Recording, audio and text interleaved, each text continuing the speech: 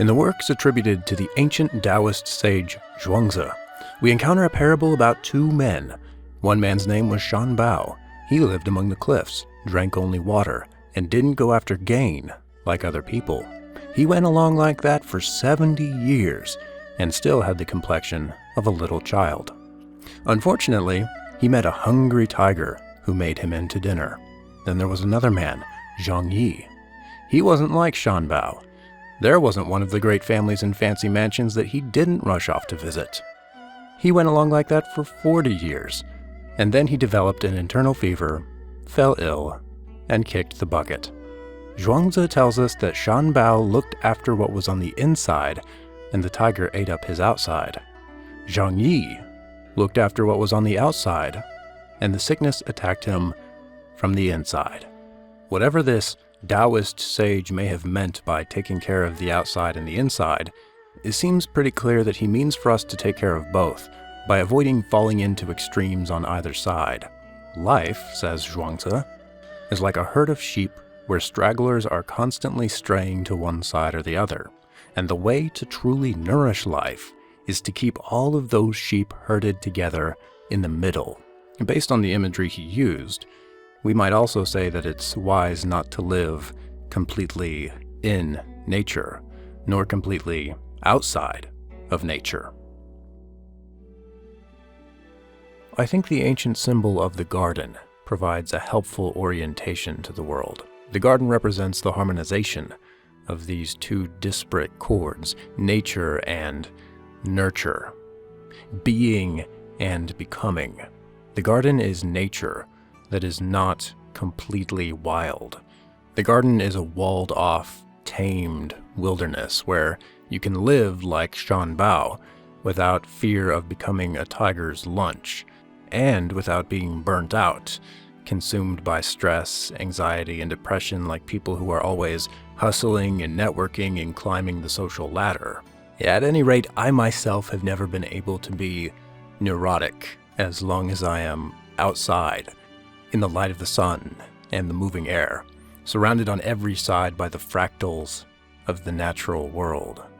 By placing human beings in the garden at the moment of creation, the Hebrew book of Genesis implies that this is where humans are meant to be, this nexus of nature and nurture. Humans are sustained by nature and draw their being from it, but this nexus also stretches them beyond their own state of being, as they are tasked with cultivating it and guarding it. The garden is not an invulnerable shield that keeps man in an infantile state of carefree helplessness, but rather an ordered, comprehensible, defensible place where men and women are to step up and mature as guardians. They are to exercise great care over the garden to the point of protecting it from invasion if and when necessary. There is no magic in Eden. Gardens cannot look after themselves. They are not self-perpetuating. Man is placed there to dress it up and keep it. The word we have translated dress is the normal Hebrew verb meaning to serve. So again, the note is sounded that man is placed in the garden as servant. He is there not to be served, but to serve. These two facets, cultivation and guardianship, are presented as the purpose of human beings, the meta-purpose, if you will, which encompasses all their other aims and goals. In all the questions about the meaning of life or the point of existence, I have to admit I've never heard gardening put forward as the true meaning of life. But I think it should be, not necessarily in the literal sense, although there is much to be said for this, and I'll come back to that later. But at least in the metaphorical sense, the garden is a profound symbol, and it can be taken far beyond the Genesis stories. The purpose of human life is to cultivate something, to organize nature, to nurture being, the state of things as they are, and to grow nature for its own good. John Milton's famous extra-biblical poetization of the Genesis events in Paradise Lost presents the work of Adam and Eve in this way. On to their morning's rural work they haste, among sweet dews and flowers, where any row of fruit trees over woody reached too far their pampered boughs, and needed hands to check fruitless embraces. They led the vine to wed her elm. She, spoused about him twines her marriageable arms, and with her brings her dower, the adopted clusters, to adorn his barren leaves. You'll find that marriage in Paradise Lost is a concept that goes far beyond the man and woman and sinks its metaphorical roots into the natural world, where man and woman are to act as kind of priests and pastors of nature who cultivate nature by uniting its disparate elements, on the principle that fruitfulness and growth and new birth only spring from a kind of union. Milton's raw, untrammeled nature is presented as virginal, her nature here wantoned as in her prime, and played at will her virgin fancies, pouring forth more sweet, wild above rule or art, enormous bliss.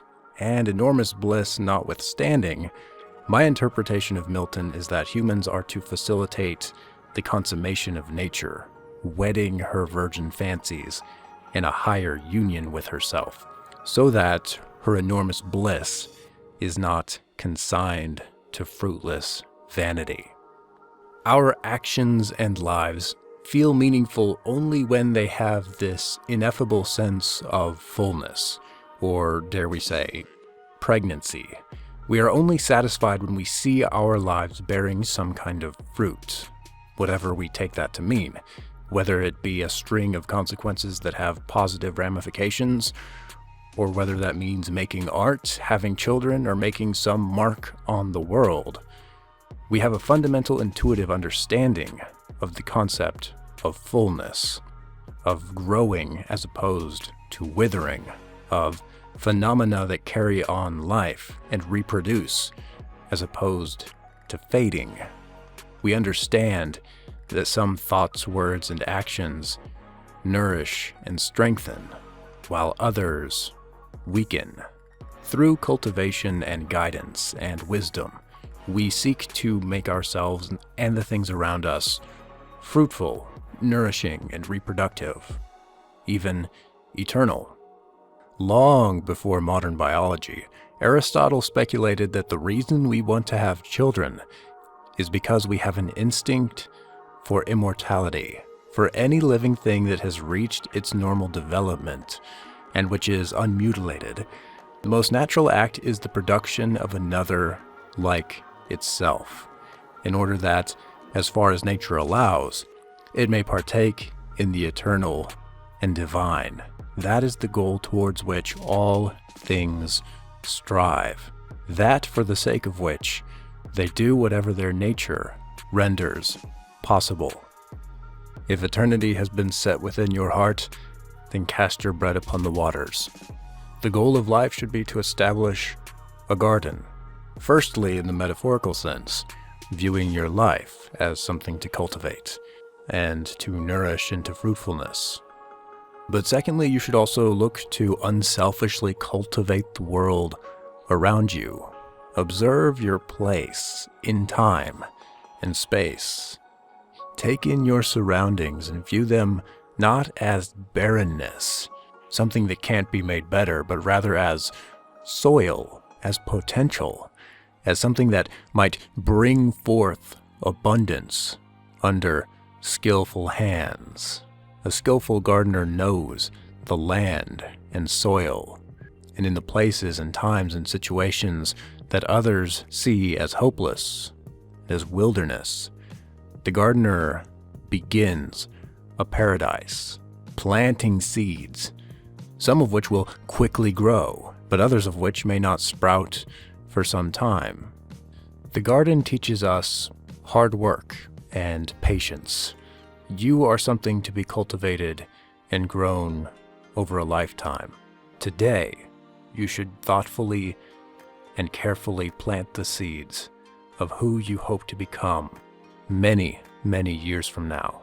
In a sense, self-gardening is the individuation process. It is the growth and personal fruition of the person that occurs at the ideal intersection of nature and nurture, freedom and safety, where the individual is allowed to become what he or she is and might be. There's obviously a lot more to say on this topic, seeing as how I've only painted with very broad brushstrokes here. And I plan to release a part 2 which delves into the garden as a foundational symbol, not just for actualized individuals, but for free individuals. The kind of free individuals who make up classically liberal societies, you might say, based on liberty, tolerance, self-sufficiency, and self-defense.